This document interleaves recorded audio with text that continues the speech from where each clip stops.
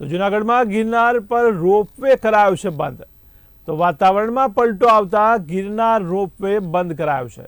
ત્યારે ભારે પવનને કારણે ગિરનાર રોપવે કરાયો છે બંધ।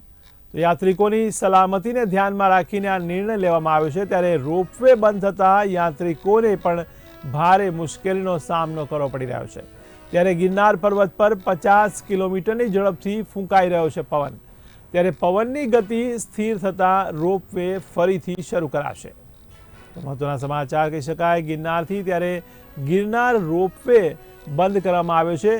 ત્યારે ભારે પવનને લઈને આ રોપવે બંધ કરવાની ફરજ પડી છે। ત્યારે વાતાવરણમાં અચાનક પલટો આવ્યો છે। ત્યારે ગિરનાર રોપવે બંધ કરવાની ફરજ પડી છે। તો યાત્રિકોની સલામતીને ધ્યાનમાં રાખીને આ નિર્ણય લેવાયો છે। ત્યારે રોપવે બંધ થતાં યાત્રિકોને પણ મુશ્કેલીનો સામનો કરવો પડી રહ્યો છે। ત્યારે ગિરનાર પર્વત પર હાલ 50 કિલોમીટરની ઝડપથી પવન ફૂંકાઈ રહ્યો છે। ત્યારે પવનની ગતિ સ્થિર થતાં રોપવે ફરીથી શરૂ થશે।